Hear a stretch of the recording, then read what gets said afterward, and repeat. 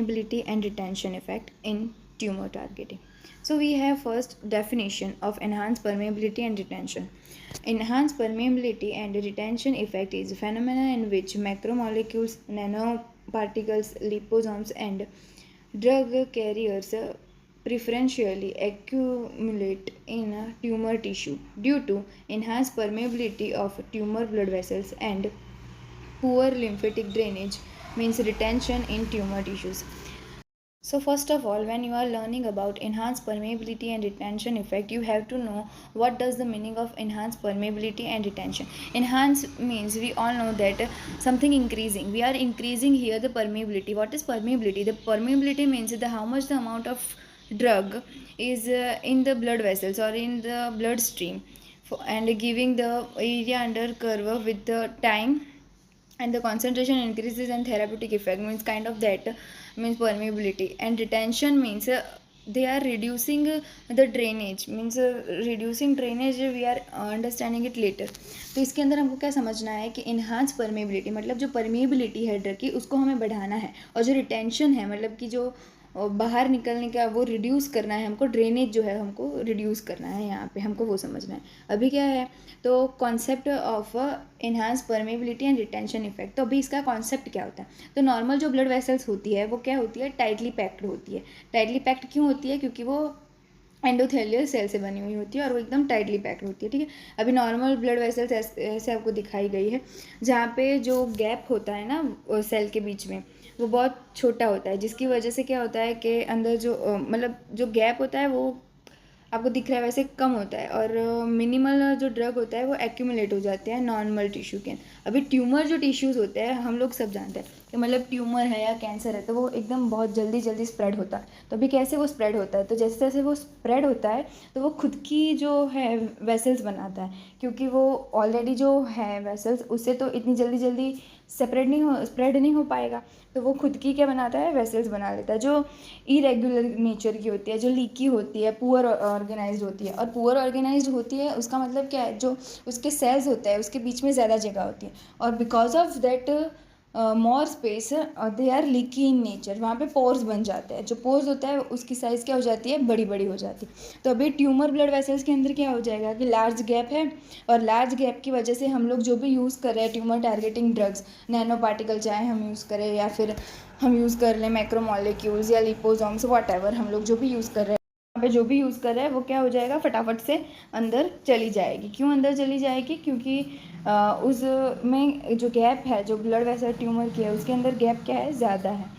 अभी हमें आगे क्या दिया गया है, तो why does the EPR effect occur. अब ये EPR की इफेक्ट क्यों होती है, तो पहले तो हम समझेंगे इन्हांस्ड परमेबिलिटी. तो जो ट्यूमर ब्लड वेसल होता है उसका प्रोसेस क्या होता है, तो लार्ज एंडोथेलियल गैप होता है. लार्ज एंडोथेलियल गैप मतलब उसके बीच का जो गैप होता है वो 100 to 800 नैनोमीटर्स या फिर उससे ज़्यादा होता है. ठीक है, अभी defective vascular architecture and increase vascular permeability. अभी इसमें डिफेक्टिव क्यों कहा गया है वस्कुलर आर्किटेक्चर, क्योंकि जो हमारी वेन्स होती है जो ऑलरेडी बनी हुई होती है वो बहुत ज़्यादा अच्छे से बनी हुई होती है, और उसके अंदर ये सारी चीज़ों का ध्यान ऑलरेडी रखा गया होता है कि कब ड्रग को अंदर आना है और कैसे बाहर निकल जाना है, मतलब ज़्यादा एक्यूमुलेशन नहीं करना है वरना टॉक्सिसिटी हो जाएगी.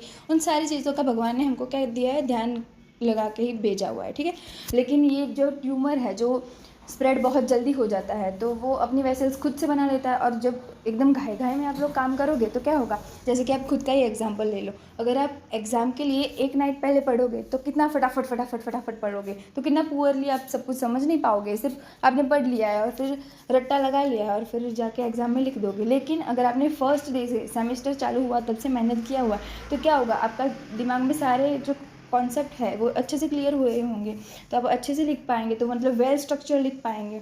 मतलब कि अगर लास्ट दिन पे लिखा हुआ है तो आप सिर्फ पॉइंट लिख लिख के आ जाएंगे, लेकिन अगर पहले दिन से लिखा हुआ है तो पॉइंट भी लिखेंगे, उसको एक्सप्लेन भी करेंगे, और उसका अगर डायग्राम है, चार्ट है या टेबल है, वॉट एवर द नेसेसरी, अब वो सब कुछ करके आएंगे. ठीक है, तो ये जो इन्हांस्ड परमेबिलिटी है वो क्या अलाउ करता है, तो वो अलाउ करता है नैनो पार्टिकल्स को, फिर लिपोसोम्स को, पॉलीमेरिक मिसल्स को, मैक्रोमोलिक्यूल्स को, इन सबको क्या करता है वो ट्यूमर के अंदर एंटर होने देता है. ठीक है, अभी क्या है रिटेंशन इफेक्ट. रिटेंशन इफेक्ट में क्या है, normal tissues have efficient lymphatic drainage. मतलब नॉर्मल जो टिश्यू होता है उसके पास ड्रेनेज जो होता है वो कैसा होता है, एफिशिएंट होता है, कि मतलब जब ज़रूरत होती है तो सारी चीज़ें मतलब ड्रग या वॉट एवर वो ज़्यादा देर तक नहीं रहती, मतलब वो निकल जाती है अपने टाइम पे। मतलब नॉर्मल टिश्यू के अंदर जब हम ड्रग देते हैं तो वो टिश्यू में जाएगी, फिर लिम्फेटिक ड्रेनेज के थ्रू क्या हो जाएगी, रिमूव हो जाएगी। मतलब आपको पता तो होगा कि मतलब लिम्फेटिक ड्रेनेज या लिम्फेटिक सिस्टम क्या करता है, जब आप रात को सो जाते हो तो सारी ही जो काम की चीज़ें नहीं हैं उन सभी चीज़ों को लिम्फेटिक सिस्टम क्या करता है, बाहर निकाल देता है सारी वेसल से और सारे ही ऑर्गन से, हर जगह से, ठीक है। तो उसकी वजह से आप जब सुबह उठते हो तो एकदम फ्रेश फील करते हो, ठीक है। और जब आपने अच्छे से नींद नहीं ली होती तो आप बिल्कुल भी अच्छा फील नहीं करते हो। Then we have tumour generated lymphatic drainage, मतलब क्या हो जाता है, लक होता है उसके अंदर। तो ट्यूमर जो टिश्यू होते हैं उसके अंदर जब हम ड्रग देते हैं तो ट्यूमर टिश्यू में हमने क्या पढ़ा था कि उसके अंदर जो पोर साइज़ है वो लार्ज हो जाता है। इस वजह से क्या होगा कि ड्रग ज़्यादा से ज़्यादा अंदर आ जाएगा। अभी ज़्यादा से ज़्यादा अंदर तो आ जा रहा है, लेकिन फिर क्या हो जाएगा, उसके अंदर लिम्फेटिक ड्रेनेज जो होता है ना वो पुअर होता है, क्योंकि उसने अपनी वेसल्स खुद से बनाई है, ठीक है, वो वेल स्ट्रक्चर्ड नहीं है, इसलिए उसके अंदर नो एफिशिएंट ड्रेनेज होगा। तो उसकी वजह से क्या हो जाएगा, ड्रग ज़्यादा से ज़्यादा वहाँ पे रहेगा। और हम चाहते हैं कि ज़्यादा से ज़्यादा रहे वहाँ पे। क्यों ज़्यादा से ज़्यादा रहे, क्योंकि अगर ज़्यादा से ज़्यादा ड्रग वहाँ पे एक्यूमुलेट हो जाएगा तो वो टॉक्सिसिटी नहीं करेगा, क्योंकि वो बहुत जल्दी से स्प्रेड हो रहा है। मतलब क्या स्प्रेड हो रहा है जल्दी से जल्दी, तो ट्यूमर जो है वो बहुत जल्दी स्प्रेड हो रहा है। तो जितना ज़्यादा ड्रग लगेगा उतना अच्छा है ना हमारे लिए, ठीक है। तो आगे क्या दिया गया है कि drug remains in the tumour tissues for the prolong period. हमने ऑलरेडी बता चुकी हूँ कि क्या होगा कि प्रोलॉन्ग पीरियड तक ट्यूमर टिश्यू के अंदर रहेगी ड्रग। फिर क्या होगा, तो हाइपर लोकल कॉन्सेंट्रेशन जो होगा वो अचीव हो जाएगा। मतलब लोकल कॉन्सेंट्रेशन मतलब कि वो पर्टिकुलर ट्यूमर के अंदर, ठीक है। फिर क्या है, mechanism of a tumour targeting by EPR. तो मैकेनिज्म क्या होगा, तो injection of the nano particles drug, मतलब नैनो पार्टिकल्स ड्रग के अंदर हमने जो भी लिया हो वो, फिर वो सिस्टमिक सर्कुलेशन में जाएगा, फिर लीकी ट्यूमर ब्लड वेसल्स के अंदर जाएगा, क्योंकि उसके अंदर लार्ज पॉर है इसलिए हम लीकी कहेंगे उसको। फिर क्या होगा, extravasation into the tumour, extravasation हो जाएगा उसके अंदर। फिर लिम्फेटिक ड्रेनेज जो है वो कम हो जाएगा। एक तो एक्स्ट्रा वेसाइलेशन हो गया और लिम्फेटिक ड्रेनेज पुअर है, मतलब रिटेंशन जो था ड्रग का वो ट्यूमर के अंदर बढ़ गया, और उसकी वजह से क्या हो जाएगा, तो वो एनहांस कर देगा एंटी कैंसर एक्टिविटी को, ठीक है। अभी drug delivery system utilising EPR effect. अभी drug delivery system utilising EPR effect है। तो अभी उसके अंदर कैसे यूटिलाइज होती है, तो लिपोसोम्स होते हैं पहले तो हम लोग जानते हैं। तो उसके अंदर फॉस्फोलिपिड वेसिकल्स होता है, ठीक है। वो कैरी क्या करते हैं, एंटी कैंसर ड्रग को। तो अभी जो फॉस्फोलिपिड होते हैं वो किससे बनते हैं, तो ऐसे होता है ना, फॉस्फोलिपिड का बायलेयर होता है ऐसे, आपको पता होगा जैसे, ठीक है।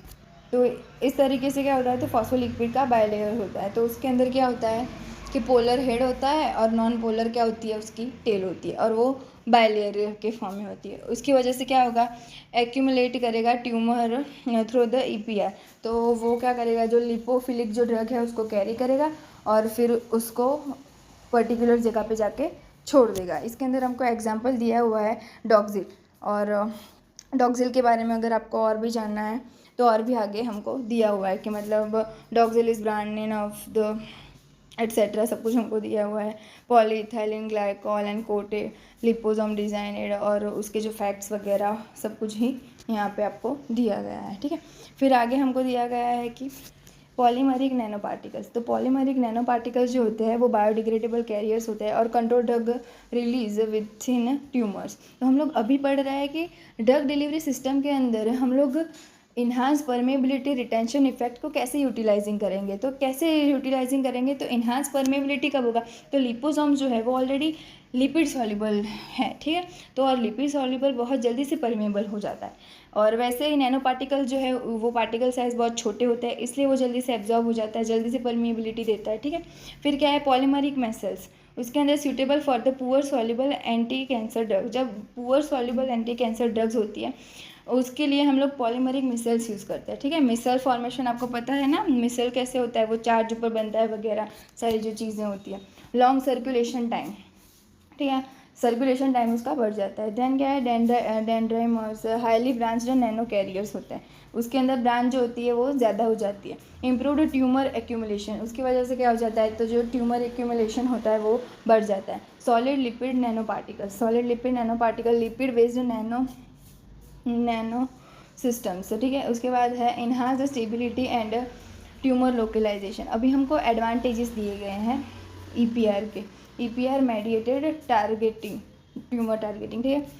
तो अभी पैसिव टारगेटिंग होगा, तो पैसिव टारगेटिंग के अंदर क्या होगा, तो उसके बेनिफिट है कि नो स्पेसिफिक लिगेंड रिक्वायर्ड। अभी पैसिव टारगेटिंग तो ऐसे ही हो रहा है, खुद से ही हो रहा है, ठीक है, कॉन्सेंट्रेशन के बेस पे वगैरह जो भी हैं हम लोग पढ़ चुके हैं एचएपी में वगैरह में, बायोलॉजी में भी।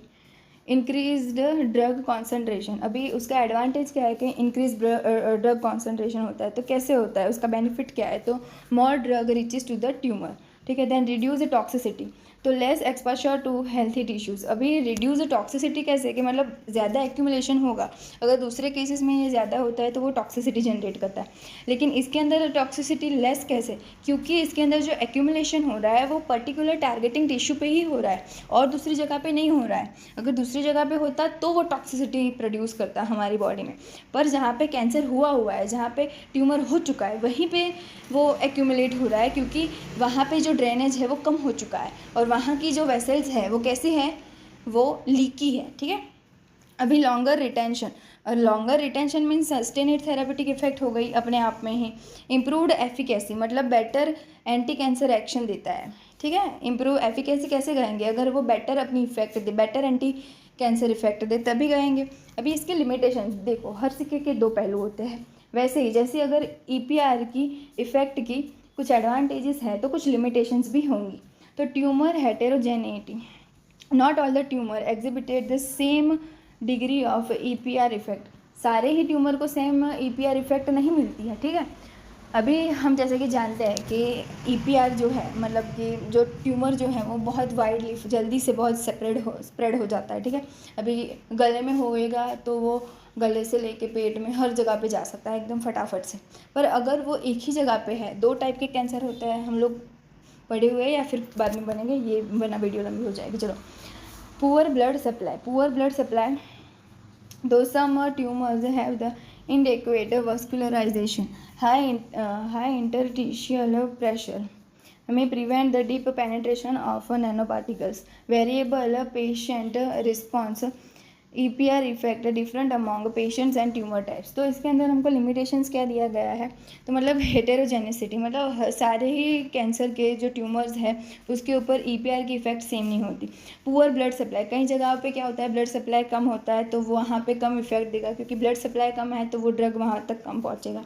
फिर क्या है, तो हायर इंटरस्टिशियल प्रेशर, अभी हायर इंटरस्टिशियल प्रेशर है तो क्या हो जाएगा, पेनिट्रेशन ऑफ नैनो पार्टिकल जो होगा उसको प्रिवेंट कर देगा, ठीक है। समटाइम्स होता है, हर बार के लिए नहीं कहा गया ये लिमिटेशंस, मतलब अपवाद या मतलब समटाइम्स जो कम काम करती हैं वो है। वेरिएबल पेशेंट्स है, वो पेशेंट टू पेशेंट वेरी करता है, ठीक है। Then factor affecting EPR effect, अभी फैक्टर्स होते हैं, कोई भी चीज़ हो तो उसको फैक्टर अफेक्टिंग होते ही है। तो पहले तो ट्यूमर फैक्टर लेंगे, तो ट्यूमर की साइज़ क्या है, पहले तो बहुत ज़्यादा बड़ी है या छोटी है, छोटी है तो कम मतलब ड्रग लगेगा, कम ड्रग लगेगा तो ज़्यादा एक्यूमुलेशन की वजह से वो जल्दी मिटने के चांसेस हो सकते हैं, ठीक है। देन क्या है, वस्कुलर डेंसिटी क्या है उसकी, ज़्यादा है कम है वगैरह। डिग्री ऑफ एंजियोजेनेसिस, अभी एंजियोजेनेसिस क्या है, तो जो हमने पढ़ा वो लीकी नेचर की वेसल्स बन जाती है वगैरह, तो वो जो चीज़ हो रही है, जो वो खुद से वेसल्स बना रहा है उसको क्या कहते हैं, एंजियोजेनेसिस। तो वो जितनी ज़्यादा वेसल्स बनेंगी उसको बोलेंगे ज़्यादा डिग्री में क्या हुआ है, एंजियोजेनेसिस हुआ है, ठीक है। देन है कैरियर फैक्टर्स, अभी पहले हमने पढ़ लिया कि ट्यूमर फैक्टर्स, अभी कैरियर फैक्टर, जो भी हमने कैरियर यूज़ किया है उसके फैक्टर होंगे। तो उसका पार्टिकल साइज़ क्या है, नैनो पार्टिकल है वगैरह, उसका टिपिकली 10 to 200 nm जितना है वगैरह। उसका जो सरफेस चार्ज है वो क्या है, उसका शेप कैसा है, कि लाइक स्फेरिकल है या ट्रायंगल है वगैरह। मोस्ट ऑफ द टाइम तो हम स्फेरिकल ही यूज़ करते हैं, ठीक है। देन फिजियोलॉजिकल फैक्टर्स, तो फिजियोलॉजिकल फैक्टर्स जो है वो पेशेंट टू पेशेंट वेरी करते हैं, like blood flow, lymphatic function and tumour micro environment, ठीक है। देन एप्लीकेशंस, अभी हम इसकी एप्लीकेशन कहाँ पे करेंगे, तो मोस्ट इंपॉर्टेंटली तो हम कैंसर थेरेपी में यूज़ करेंगे। ब्रेस्ट कैंसर होता है, लंग्स कैंसर होता है, कोलोन कैंसर होता है, लीवर कैंसर होता है वगैरह में। देन जीन डिलीवरी के अंदर हम यूज़ करेंगे delivery of DNA, RNA therapeutics, imaging. अभी ट्यूमर स्पेसिफिक कॉन्ट्रैक्ट एजेंट वगैरह वगैरह में हम लोग क्या करेंगे उसको। Permeability and retention effect is a passive tumour targeting mechanism in which nano particles and macromolecules drug carrier selectively accumulate in the tumour tissue due to the leaky nature of the tumor blood vessels and poor lymphatic drainage. This result in increase the drug concentration at the tumor site, prolong retention, improve the therapeutic efficacy and reduce the systemic toxicity, making the enhanced permeability retention effect a fundamental principle in modern targeted cancer drug delivery. मतलब कि enhance permeability and retention effect जो है वो passive tumour targeting mechanism है, जिसके अंदर क्या होगा कि नैनो पार्टिकल्स मैक्रोमोलिक्यूल्स जो है वो ड्रग कैरियर्स वो सिलेक्टिवली एक्यूमुलेट कर देंगे ड्रग को ट्यूमर के अंदर। क्योंकि जो लीकी नेचर है, ट्यूमर का नेचर कैसा होता है, वो लीकी नेचर होता है। तो ट्यूमर की जो ब्लड वेसल्स है वो पुअरली स्ट्रक्चर्ड होती है और उसके अंदर जो लीकेज है मतलब लिम्फेटिक ड्रेनेज है वो कम होता है। उसकी वजह से जो एक्यूमुलेशन बढ़ा हुआ है वो कॉन्सेंट्रेशन ज़्यादा टाइम तक ज़्यादा ही रहती है ट्यूमर साइड पे। इस वजह से क्या होता है कि इंप्रूव हो जाती है उसकी थेरापेटिक एफिकेसी, और इसी वजह से क्योंकि थेरापेटिक एफिकेसी ज़्यादा है तो रिड्यूस क्या हो जाएगा उसका सिस्टेमिक टॉक्सिसिटी। क्योंकि अगर वो सारी जगह पे ज़्यादा हो जाता है तो वो टॉक्सिसिटी जनरेट करता है, पर वो पर्टिकुलरली ट्यूमर पे ही हो रहा है तो उसको तो ज़रूरत है दवाई की। तो इस वजह से क्या हो जाता है, reduce the systemic toxicity and making the EPR effect. वो प्रोलॉन्ग पीरियड तक रह रहा है, लेकिन कहाँ पे रह रहा है, सिर्फ ट्यूमर में रह रहा है, पूरे ही ब्लड सर्कुलेशन में नहीं रह रहा है। समझ में आया? इसलिए जो रिड्यूस हो जाती है systemic toxicity and making the EPR effect fundamental principle in modern targeted cancer drug delivery system. Thank you for watching.